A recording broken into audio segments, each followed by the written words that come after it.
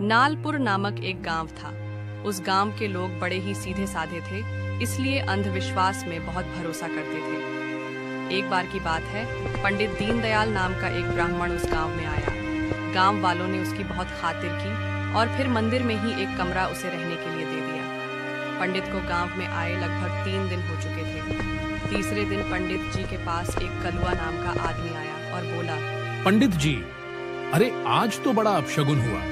सुबह सुबह मैं अपनी दुकान पर जा रहा था, तभी एक काली बिल्ली ने मेरा रास्ता काट दिया। क्या बताऊं पंडित जी, दुकान पर गया तो ग्राहक ही नहीं आए। मैं तो समझ ही गया था कि काली बिल्ली ने रास्ता काटा है, तो आज तो दुकान पर कोई ग्राहक ही नहीं आएगा। वैसे तो दोपहर के बाद ग्राहकों की भी लग गई, लेकिन उस काली बिल्ली के प्रताप से मुझे लगता है मेरा कुछ ना कुछ तो बुरा हो जाएगा। कृपया करके कोई रास्ता बताएं। पंडित जी, मैं बहुत ज्यादा परेशान हूँ। सुबह से कृपया आप ही मेरी परेशानी का हल निकालें। कलुआ की बात सुनकर पंडित मन में सोचने लगा, लगता है इस गांव के सभी लोग मूर्ख हैं और अंधविश्वासी भी। मैं इस गांव में रहकर इन लोगों से अच्छा खासा रुपया ले सकता हूँ। और यही सोचकर पंडित कलुआ से बोला, राम राम राम राम राम। अरे कलुआ, तुमसे कोई पा हुआ होगा, तभी काली बिल्ली ने तुम्हारा रास्ता काटा। मैं तुम्हारे माथे को देख रहा हूं तो मुझे दिखाई दे रहा है कि धीरे धीरे तुम्हारा रोजगार ठप पड़ जाएगा और तुम्हारे जीवन में घोर शांति छा जाएगी और दिन प्रतिदिन तुम पर मुसीबतें आने लगेगी। तुम्हें रोज नई नई मुसीबत का सामना करना पड़ेगा। तुम्हारे घर में अशांति का माहौल बन जाएगा, गुजर व्यापार ठप हो जाएगा। अरे अरे अरे पंडित जी, शुभ शुभ बोलिए। बस मुझे यह बता दीजिए कि इस अपशगुन को खत्म करने के लिए मुझे क्या करना होगा। जैसे तुम बोलोगे पंडित जी, मैं वैसा ही करूंगा। बस आप इस समस्या का निवारण निकाल दो, नहीं तो मुझे चैन की नींद नहीं आएगी। कलुआ, कुछ ज्यादा नहीं, लेकिन तुम्हें 2.5 किलो प्रसाद लगेगा। मुझे 5 जोड़े कपड़े देने होंगे और 11 दिन तक मुझे भोजन कराना होगा। और हाँ, दक्षिणा में करीब 5,000 भी लगेंगे, जिससे मैं तुम्हारे लिए 7 दिनों की पूजा कर दूंगा। तुम्हारे सारे ग्रह टल जाएंगे और तुम्हें सारी मुसीबत से छुटकारा मिल जाएगा और तुम्हारे घर में शांति का माहौल रहेगा और तुम्हारा कारोबार फिर से चल पड़ेगा। वह तो ठीक है पंडित जी, लेकिन यह थोड़ा ज्यादा ही खर्च नहीं हो गया क्या? पंडित जी, इतना खर्चा करना जरूरी होगा क्या? सोच लो कलुआ, तुम्हारे ग्रह नक्षत्र भी तो तुमसे बहुत गुस्सा है। तुम्हें उन्हें मनाने में इतना तो खर्च करना ही होगा। यदि तुम मेरे कहे अनुसार सारे उपाय करोगे तो सारे दुखों से मुक्ति मिल जाएगी। ठीक है, ठीक है पंडित जी, तो आप कल से ही पूजा शुरू कर दीजिए और कल से ही मैं आपको भोजन कराना शुरू कर दूंगा और आपको पैसे भी दे दूंगा। बस आप जल्दी से जल्दी मुझे इस मुसीबत से छुटकारा दिलवा दीजिए। यदि आशा होगा तो आपकी अति कृपा होगी पंडित जी, और मैं आपका हमेशा आभारी रहूंगा। अगले दिन से कलुआ पंडित को भोजन कराने लगा और उसे मन मांगे पैसे भी दे दिए। पंडित बहुत खुश हो गया और उसका लालच भी बढ़ गया। पंडित गांव में ही रहने लगा। इसी तरह गांव वाले पंडित के पास आते। पंडित उन्हें उनकी समस्या का समाधान बताने का नाटक करके अच्छे खासे पैसे ऐंठ लेता। इसी गांव में नैना अपनी बूढ़ी दादी के साथ रहा करती थी। नैना के पिताजी का देहांत बचपन में ही हो गया था। दादी ने ही उसे पाल पोस कर बड़ा किया था। पिछले कुछ दिनों से नैना की दादी बहुत बीमार थी।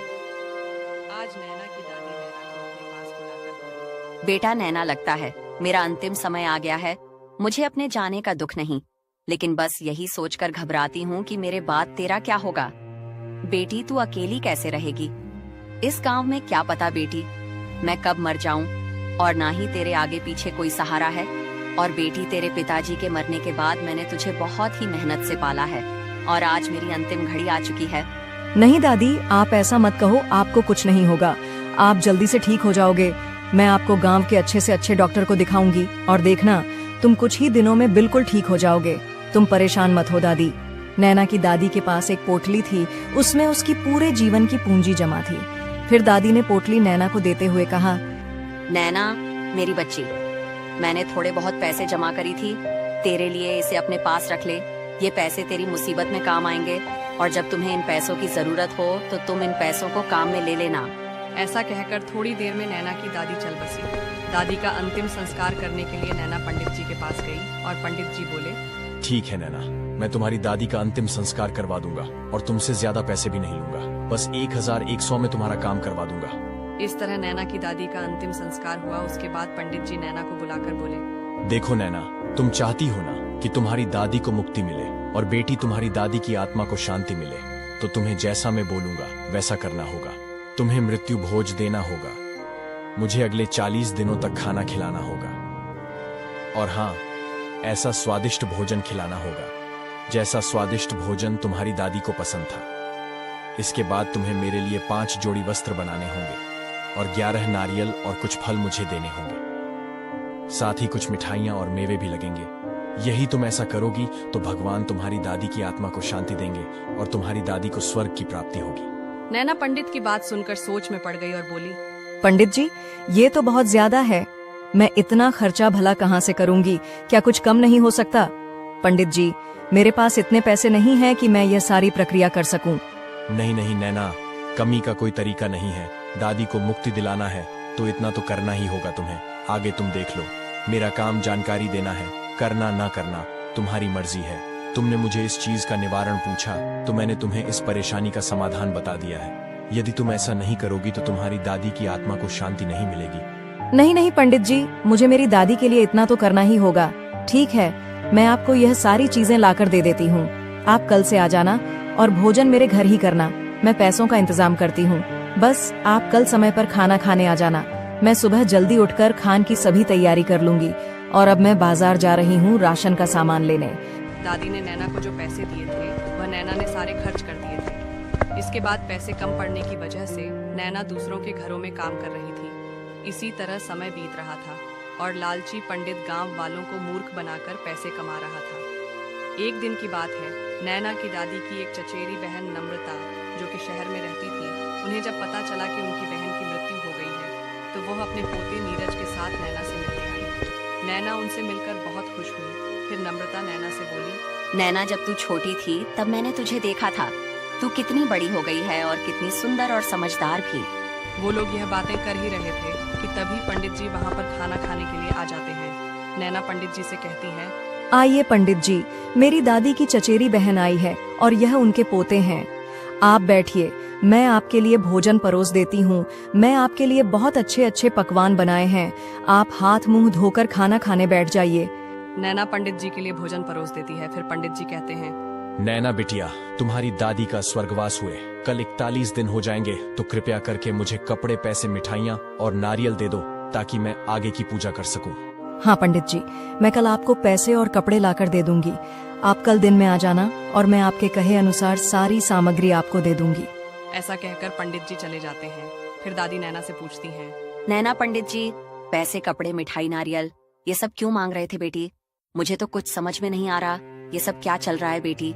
तुम मुझे सच सच बताओ पंडित जी, ऐसा ये सब क्यों मांग रहे हैं? दादी, आप तो जानती हैं कि मृत्यु होने के बाद मुक्ति पाने के लिए स्वर्गवासी के घर वालों में से किसी को उसके लिए पूजा अर्चना करनी पड़ती है और ब्राह्मण को दान देना भी पड़ता है।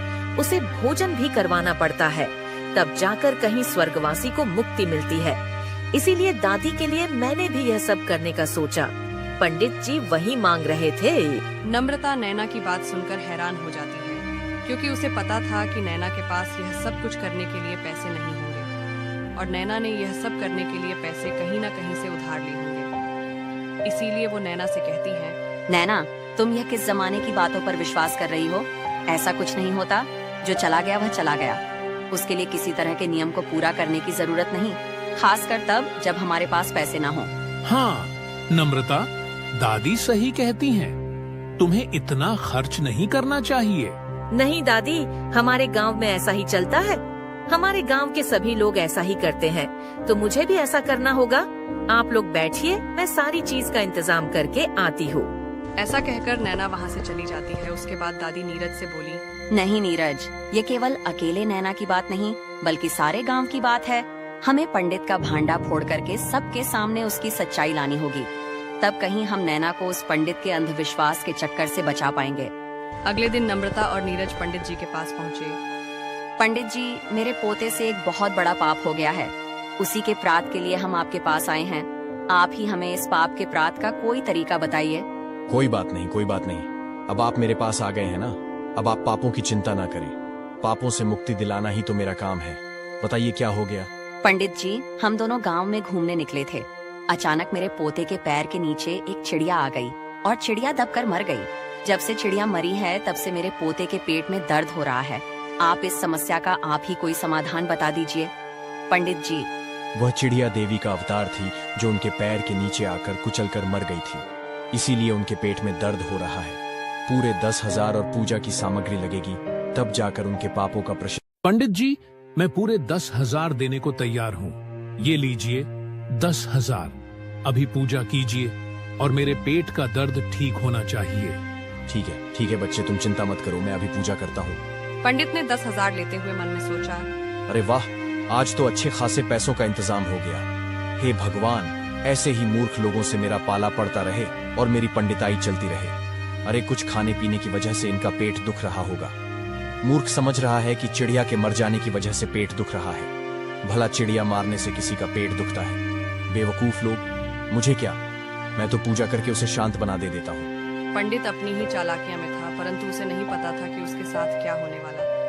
पंडित ने पूजा पाठ की और फिर नम्रता से बोला, ये लीजिए, मैंने पूजा कर दी है, थोड़ी ही देर में इनका पेट ठीक हो जाएगा। नहीं पंडित जी, आप भले ही और पैसे ले लीजिए, लेकिन मेरा पेट अभी ठीक कीजिए। ऐसा कीजिए, आप एक पूजा और कर लीजिए, पर मेरा पेट ठीक होना चाहिए। पंडित जी ने 5,000 और ले लिए और एक पूजा और कर दी। उसके बाद वो बोले, ठीक है, बस अब थोड़ी देर में तुम्हारा पेट ठीक हो जाएगा। पंडित के मुंह से यह बात सुनकर दादी गुस्सा हो गई और बोली, यह क्या पंडित जी, थोड़ी देर में क्यों ठीक हो जाएगा आपको? इनका पेट का दर्द अभी ठीक करना होगा। आपने जितने पैसे मांगे हमने उतने पैसे दे दिए। अब आपने इसके पेट का दर्द ठीक नहीं किया तो हमसे बुरा आपके लिए कोई नहीं होगा। अरे ये कैसी बात कर रहे हो आप लोग? भाई मैं कोई भगवान थोड़ी हूँ, मैंने तो अपनी तरफ से पूजा कर दी है। यह सब कुछ हम नहीं जानते। पंडित जी, आपने पैसे लिए हैं तो आपको पेट का दर्द ठीक करना होगा। बहस बहुत बढ़ी। गांव में पंचायत इकट्ठा हुई और नैना भी वहां आई। पंचायत में गांव के सभी लोग इकट्ठा हुए और पंडित जी ने सरपंच जी को बताया, देखिए सरपंच जी, एक तो इन लोगों ने पाप किया है, चिड़िया को अपने पैरों के नीचे कुचल डाला। उसके बाद मैंने इनके पापों का प्रचित करने के लिए पूजा पाठ किया। अब पूजा पाठ करने के बाद भी इनका पेट ठीक नहीं हो रहा, तो इसमें मेरी क्या गलती है भला? भाई पंडित जी तो ठीक ही कह रहे हैं, आखिर वह कर ही क्या सकते हैं इसमें। सरपंच जी, पंडित जी ने पाप का प्रचित करने के लिए पूरे 15,000 लिए हैं। अब अगर वह मेरे बेटे का पेट का दर्द ठीक नहीं कर पाते तो मुझे मजबूरी में पुलिस को बुलाना पड़ेगा। इसके बाद दादी ने अपने फोन को दिखाते हुए कहा, पंडित जी ने जो पैसे लिए उसकी सारी वीडियो मैंने इस फोन में बना ली है।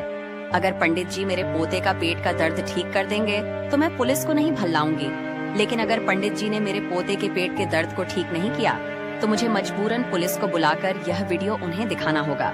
सोच लीजिए पंडित जी, अगर मैंने ऐसा किया तो आपके फ्रॉड के केस में आपको जेल जाना पड़ सकता है। दादी की बात सुनकर पंडित जी डर जाते हैं और कहते हैं, अरे यह आप क्या कह रही हैं? भला पूजा पाठ से किसी का पेट भी ठीक हो सकता है? और दूसरी बात, किसी के पैर के नीचे चिड़िया कुछ जाने से भला पेट कैसे दुखे? आप लोग कितने मूर्ख हैं, कुछ तो दिमाग लगाइए।